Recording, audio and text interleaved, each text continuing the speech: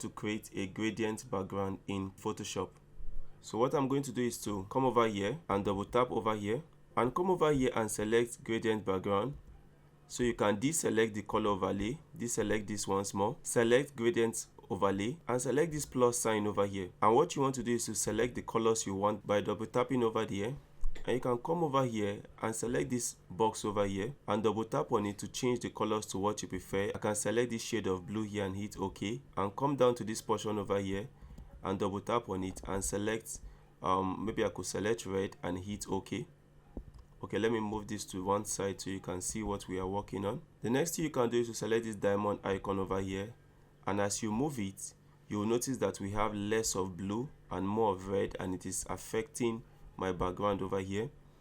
So if you move this towards the right, you will notice that we have more of blue and less of red over here. You can also adjust the smoothness property over here. You can change the type of gradient you want, if you want solid or noise.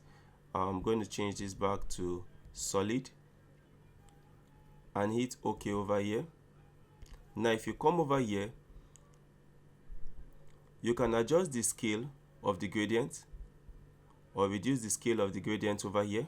So when I take it down to 10, the gradient isn't as smooth as when I take it up to 150.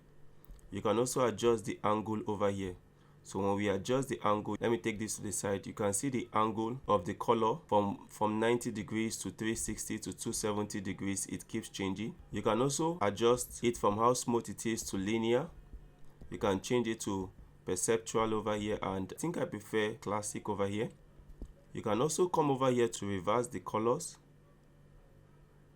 and you can come over to the blend mode over here and you can select some other blend modes to see any one you prefer. I'm going to take it back to normal and hit OK. The next thing I'm going to do is to show you how to create